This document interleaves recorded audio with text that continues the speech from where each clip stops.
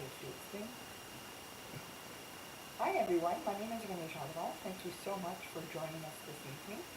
I'm joined by two of the authors who participated in the Romantic Sci-Fi Anthology Star-Crossed, Nikki Mitchell and Ian Martínez Cassmeyer. Welcome.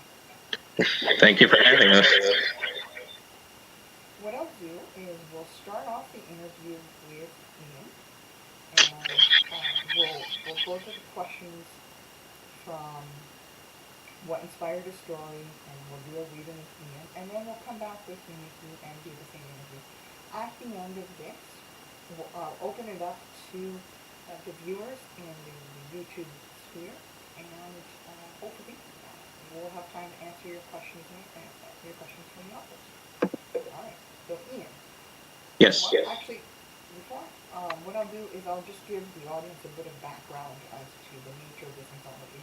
About 6-7 months ago, I put a call out for authors who would be interested in participating in a romantic sci-fi anthology that was based on one picture. And the picture was of two astronauts on some sort of metallic spire, or perhaps a remnant of a space station overlooking a planet. And the remnant of the space station, or the spire, whatever it happened to be, it was in a type of cloud or a nebula, and it was overlooking a planet. And the writers who chose to participate in this anthology had to base their story based on that picture, and they had to incorporate at least one romantic element. And the romantic element is broad. It would have been either one sentence in which a character thought of a romantic interest or a love interest, or it would have been half of the story arc or all of the story arc about reuniting with their lover. That's quite a broad swing in parameters, and it just kind of added an interesting dynamic in terms of how participating authors would have taken their story and made it their own. Alright, that's a bit of the background for the audience, and the anthology released today, April 26th, 2021, plus the date. And it is published by Fedora Press. Alright, so Ian, first question. Yes. What's the name of your story, and what inspired your story? My story is titled Slow Recovery, and it's, oh dear, did I destroy the mic? No, you're Oh, okay. myself to help the audience better focus. Okay, gotcha. It's my fault. That scared me a minute. I'm sorry. Let's continue. Okay, so my story is called Slow Recovery, and it's kind of interesting because this story actually predated uh, the anthology a little bit, because before this opportunity arose, I already had the opening lines. They were sort of opening lines that I had written as a bit of an exercise, uh, just on my phone. I should point out almost immediately that I don't like writing on my phone, just because I have sausage thumbs and typing is not very easy when I'm doing that. So, but I wrote these opening lines initially, which I guess I can kind of give you an idea of what they sound like if the audience would be interested. And it's basically just the first paragraph of the story that I have up on my computer. It won't take too long, I promise. So here we go. When Juan awoke, he couldn't recall how he'd ended up in the starship medical bay. His vision was a bit unfocused and his head throbbed, a concussion most likely, so he didn't sit up. Another dull sting also emanated from his right arm. Slowly, he lifted it over his head, and his heartbeat broke into a sprint. A bandage encased his whole arm below the elbow, everything but his missing fourth finger and thumb. Excuse me. What in the galaxy had happened to him? So that's where it started. And the problem is that once I had that paragraph, I had absolutely no idea what happened next. Uh, a chronic problem among writers, I think. We very good at beginnings and very hard for us to finish things. But then, when the parameters of the anthology were kind of made clear to me, and once I saw the image, those two astronauts standing on those peaks.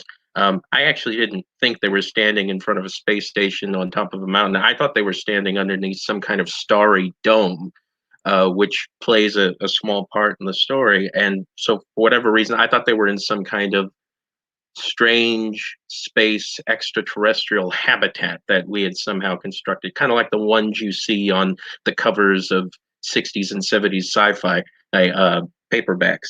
And so it really it allowed me to kind of click everything into place, and all of a sudden I could see where the story was going from just those opening lines. So that's really where it started.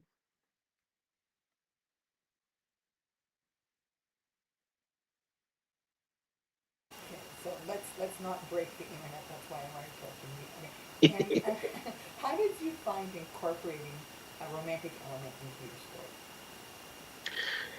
Well, this isn't the first time that we've worked together, so incorporating that romantic element was actually kind of natural.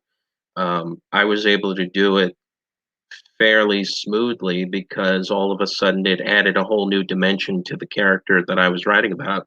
This character Juan, who I'd named in the first sentence of that paragraph, and so just giving him a married life, which is how I incorporated the romantic element, and giving him a spouse who is probably in some ways she's kind of a background figure in the story, but she's nonetheless very important to him.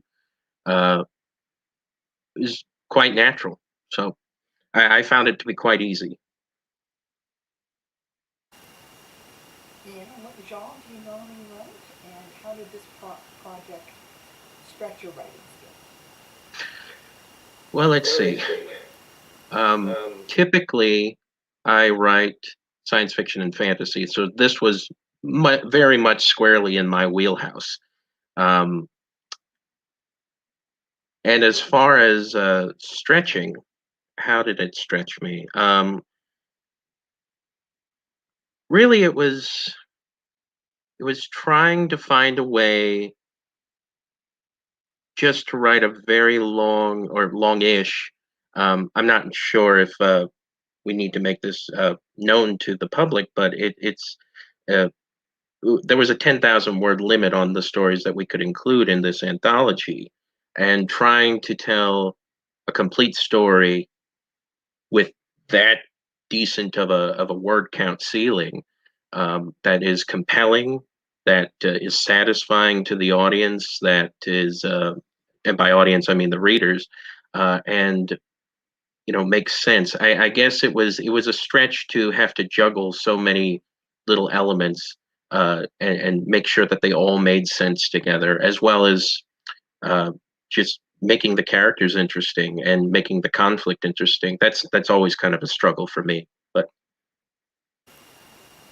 And how would you describe the conflict in your particular story? could you repeat that for me? How would you describe the conflict in your story? The conflict in my story. Let's see. Well, it's um it's a very overt conflict because there is sort of a subdued battle going on in the background that the readers, as they go through the story, learn more and more about. And there's this underlying long-term conflict between the human characters in the story and the sort of humanoid alien characters in the story that I call nebules. Uh, that they're attempting to cohabitate in this artificial world that they've created, which when you put two groups of people together, whether or not they belong to the same species or not, it's always there's always tension. There's always tension between groups of people. There's distrust. There's overt hatred. There's sometimes the subliminal stuff that goes on. You know, passive hatred that goes on. But in this case, it's kind of brought to the fore, uh, and it's a thread that carries all the way through to the end of the story. And what other projects are you working on? Oh, I have two novels 2 novellas and 2 new short stories that I'm working on right now. Yes, I know I have a problem, but I'm trying to finish one novel that I started a couple of years ago. I'm right at the end of it. Uh, I have the prologue and the first chapter of another one that I'm really itching to write, but I feel a sense of duty to finish the first one first. And then I've got 2 longer-ish stories, 2 novella-length stories that are kind of closely neck and neck in terms of priority, and then 2 new short stories. So I'm all over the place. What would be the best way for the audience to reach out to you? Oh, that's easy. The There are 3 different places you can reach me. You can either interact with me on Twitter. You can send questions or DMs to the Twitter account of my podcast, which is called Four Cents a Podcast. Or you can leave a comment on my blog, Ian's 2 Cents at blogspot.com. Excellent. And are you prepared to read a little bit more for us of your story? Oh, sure.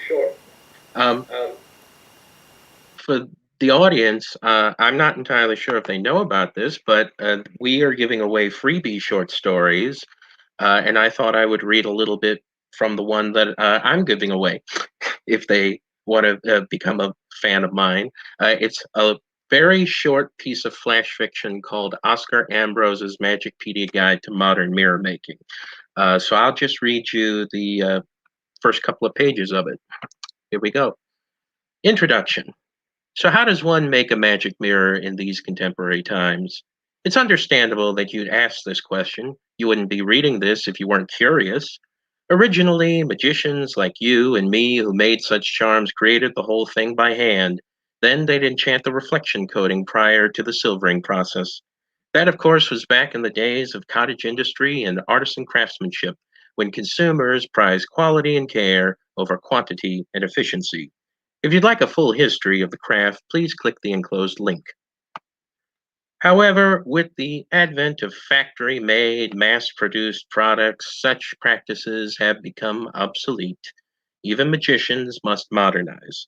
Thus, here I seek to teach you the modern method of mirror making, the post production form. Step 1. You must obtain the subject of your proposed enchantment, a mirror. Good quality mirrors, such as those framed in wood or metal, work best. Mirrors framed in fiberglass or plastic are more likely to break when enchanted due to the material's higher fragility.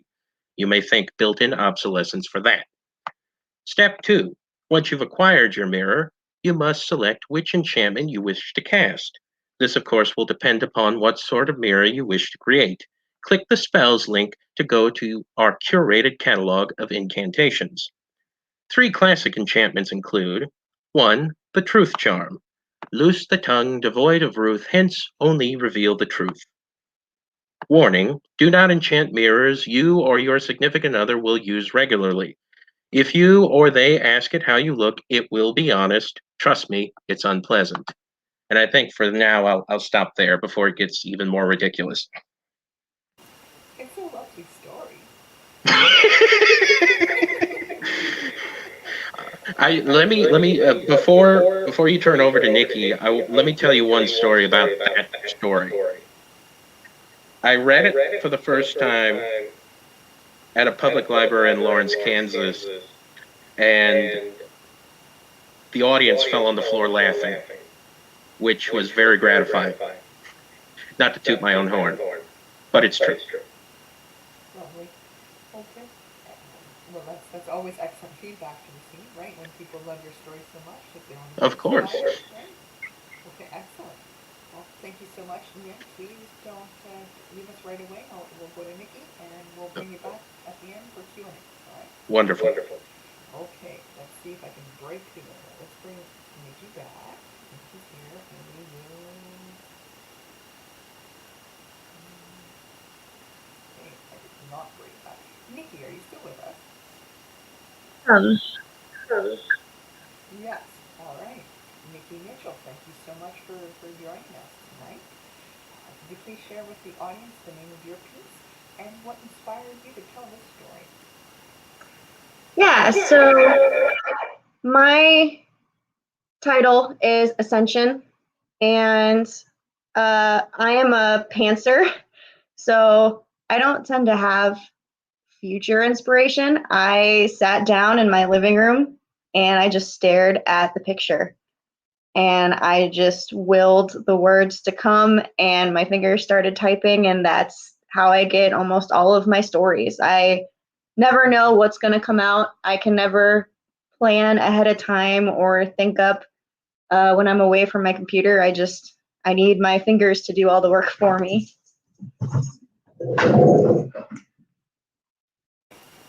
did you think about incorporating a romantic element into your story? So it was very easy for me. Almost everything that I write has some sort of romance in it. I consider myself a hopeless romantic. So that was really easy for me. The biggest struggle with that was trying to keep it authentic and not super mushy gushy. I'll flip the question for you then. If you normally lean towards the romance stories, how did you feel about writing sci-fi? That was the struggle. I've never actually written sci-fi before, so this was a fun experiment. Normally I write more fantasy based, so it's connected, but I tend towards the more medieval fantasy, so going the opposite way, whereas for this story, I fast forward through time so that it was in the future. So it was really interesting trying to play around with different technology and thinking the opposite of how I would normally be thinking.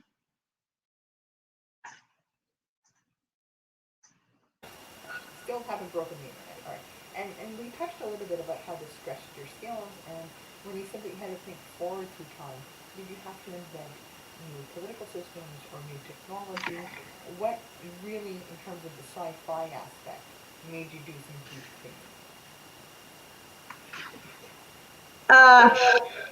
thinking? Really all of it. I don't it was it just a completely new experience for me. I don't even normally read much sci-fi. I do watch some though, so that I kind of pulled from the like my I watch like Stargate and Star Trek and all of the Star movies and TV shows, and so I pulled from uh, some of those tropes. But yeah, it was just looking forward into the future and trying to come up with ways that the world would have gone hundreds of years from now. And how would you describe the main conflict of your Mostly there is an external conflict. My main character and her wife are uh, in a battle to survive. Their long-standing enemies have come back to their planet and started attacking their planet. And my main character and her wife don't know what's going on. Just all of a sudden, they see these hurtling black objects coming through the sky and plummeting into their world. And so they have to figure out how to stay alive while that's happening. In some ways, your story has a happy romance ending, but a not quite happy ending for the non-romancer, right? You're right. It's just interesting, like, when you came up with that dual ending, what did it surprise you? Was that always the direction you were headed? What were your thoughts on how you ended it? I tend to end my stories a little darker. I think it's my way of balancing all the rainbows and puppies that I include with the romantic element. Um, but I still wanted it to be hopeful in a sense. Like they didn't lose everything. They still had each other, which ultimately is the most important thing.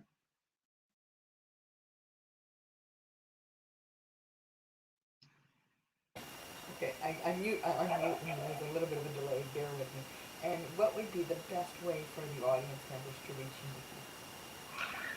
Twitter, for the most part, I'm there all the time.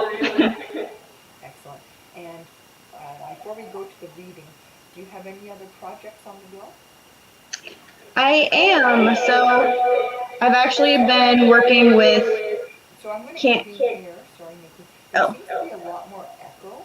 Are your speakers very close to your microphone, or perhaps?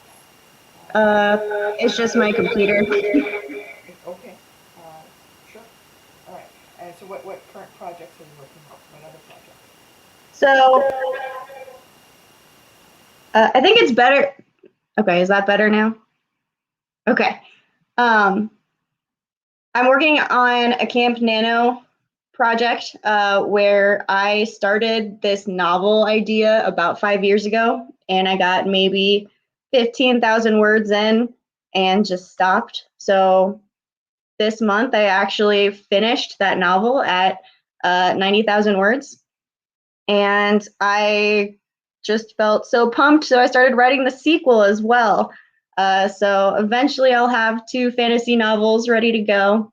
I'm also working on a short story in tandem with another Twitter writer, where we're doing fairy tale retellings, and we're doing The Little Mermaid, so that'll be coming out soon as well. And then I have just a bunch of other little short story ideas that are kind of floating around, half put on paper, half still out in the world. All right. And do you care to share with the audience a little bit of the reading for your story? Yeah. So I'm just going to start, read a little bit from the beginning, just give a bit of background information about where my 2 main characters are coming from. My mother named me after the black flakes that fell from the sky when we were finally able to vanquish our long-standing enemy, the Lochtori.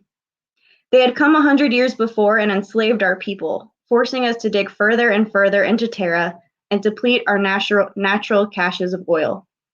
My mother lost my father in one of the accidents that so frequently befell the oilers when the Lochtori pushed them to go faster, ever faster. She wept for the unnecessary cruelty and grief our people were subjected to, but praised the moons for allowing my father to leave her one last gift, me. Just before the 8th month of her pregnancy, the other rebel leaders arose from their hidden tunnels and cracked the surface of Terra with a massive ship that leapt into the sky and shot for the Lochtori's orbiting base. Unable to create weapons to combat the Lochtori's own, they had created Liberty to be the weapon itself. 4 of our now international heroes manned Liberty on its suicide mission, flying directly into the heart of the base, the only chance we would have. My mother described a sobering scene. One moment, the base and Liberty were 2 discrete objects in the sky, our 2 moons casting their pale light upon Terra, and the stars winking down on us from their perches light years away. The next moment, a bright flash replaced the base, and ash began raining down. The mission was a success. As the ash continued to fall for 9 more days, the rebels poured from Terra's underground, equipped with masks and homemade energy blasters. With the Lochtori cut off from their base and armories, it was easy work ridding them of our lands completely. I was born early a week later. My mother claimed that I could not wait to finally taste freedom for myself. Since the time of my birth, our moons have been blocked from our view. The ash had created an ecological shift in Terra's atmosphere, and a cover of gray clouds hung evermore in the sky. I had never seen our moons, nor would ever glimpse the twinkling curiosity of the stars. Only those that were chosen to man spacecraft or colonize the worlds upon our moons were ever given the chance. I, with my heart, could never be chosen. But I was content to remain upon Terra's surface forever, if that meant I could be wrapped in Ryan's arms each night. I gazed down at her slumbering form. As always, the sheets were pulled taut and twisted around her body, her dark hair tangled and splayed across both our pillows. She'd never been a peaceful sleeper. No, the first time we had spent the night together, I had thought she was attacking me. She had awoken that first night to me safe on the couch, a lone pillow providing warmth as my curled body tried to burrow into the cushions. Apparently, she had vivid dreams and her body did not properly paralyze itself during her REM sleep. It is not an uncommon occurrence for those who were born after the liberation. Eventually, we learned to adapt. In this case, We simply bought a larger bed and 2 sets of blankets when we merged our households. Tenderly, I stroked a lock of curled hair away from her eyes. Although her sleep was ever anything but restful, she radiated happiness. I could feel it washing off of her. We held a simple life, one of working and living modestly, but it was a happy one.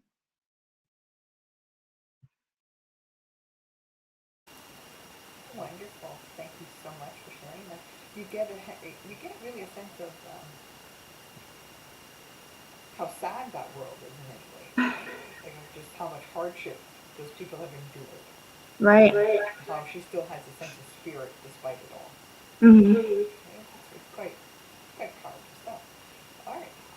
So thank you, Nikki, for that. We'll bring Ian back. Hopefully, I can hear you. right. So I'm going to open this up to the larger audience. You'll be able to ask questions by typing it in the YouTube. There's basically a comment box under the YouTube aspect that you should be watching this right now. And if you have any questions for the authors, just type it directly in there. I'll be able to see it through the wonders of technology that I have yet to break, and we'll be able to ask the authors. This is live, but it's also being recorded, and Fedowar Press does actively monitor its YouTube channel. If you're watching this after it's recording, we'll still be able to at least address the questions if you have questions there. All right, so Nikki and Ian, what were the things that surprised you most when you wrote your story?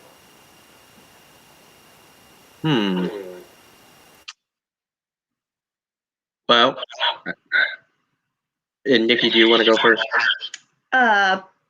If you have an answer, you go right ahead. Okay. Okay, can you hang on a second? Okay, let me think. I think the most surprising thing that happened to me when I was writing this story, when I was writing Slow Recovery, was how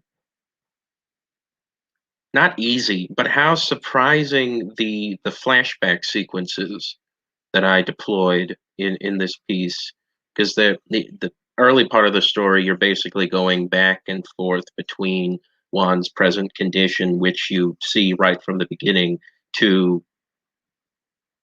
hours before he lost his memory. So you're moving between timelines, and it was strange to me how easy it was to transition between those two. That was kind of an element that I've used in a few stories in the past, and I've been trying to learn how to do it. But this time it was strangely smooth to move between the present and the past, especially in a piece of short fiction where sometimes that's not the easiest technique to deploy. So that's probably the most surprising thing that I experienced. But I think the most surprising thing for me was actually my ending. The world had 2 moons, and I had been thinking that at the end of it, my 2 characters, once they reached the top and ascended, that they would be picked up and taken to the second moon. But as I started writing, and in my pantsing moment, that other moon ended up getting destroyed. So that could no longer be my ending. And I wanted instead to focus, rather than on the external conflict, more on the love for each other that my 2 main characters had. So less on the outside world and more on what was happening between them 2.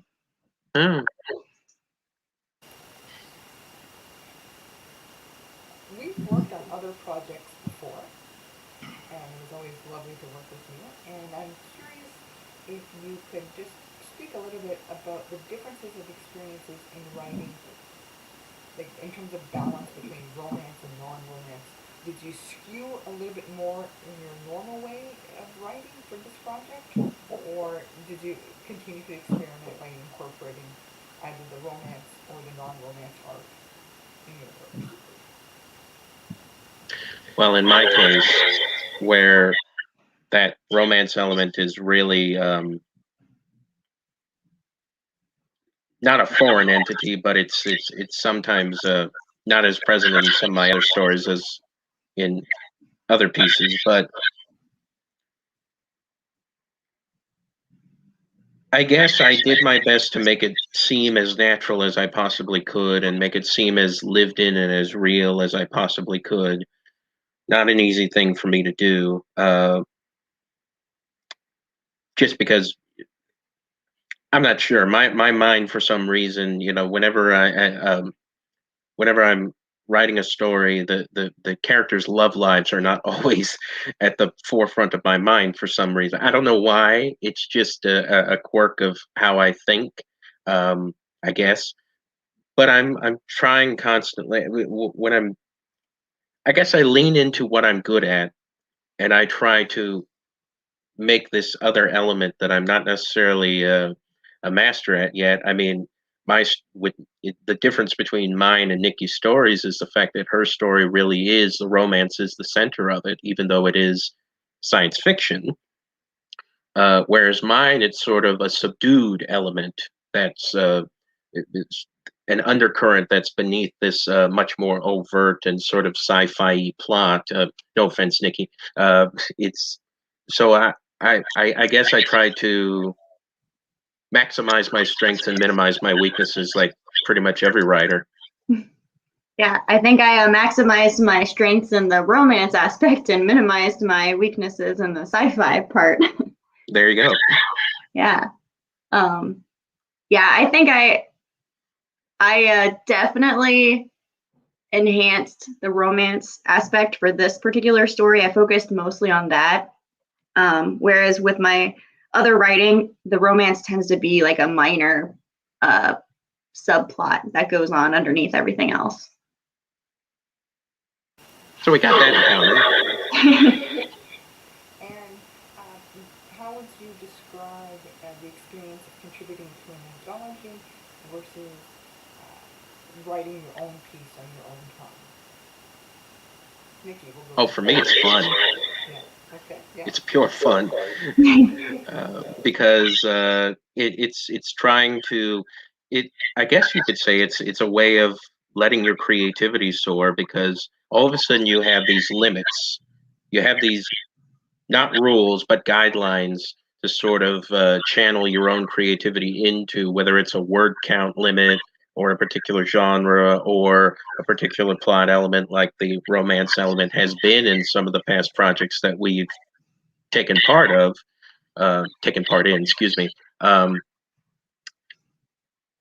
And you have to find a way to tell a story that is yours within these boundaries. And to me, there's nothing more fun and creative than finding a way to solve a problem like that, so to speak.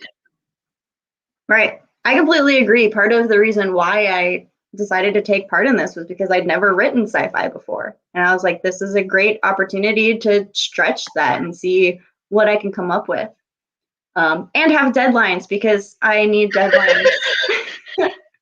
So this was nice. And you have a built-in critique group. So that's always nice. Excellent. All right. So I'm going to put you both on the spot. And did you have any observations or comments you'd like to share with the broader audience about the anthology, about your story, about the other stories in the anthology? On the spot. There you go.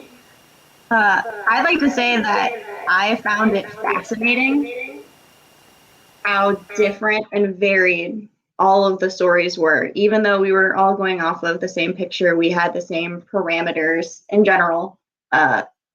It was just completely different worlds, and I found that so cool. I can't remember who said this, but it might have been J. Michael Straczynski or somebody else, but the common wisdom among writers is that if you share one idea with 12 writers, what you end up getting is 12 different stories. And I think this anthology is proof of that.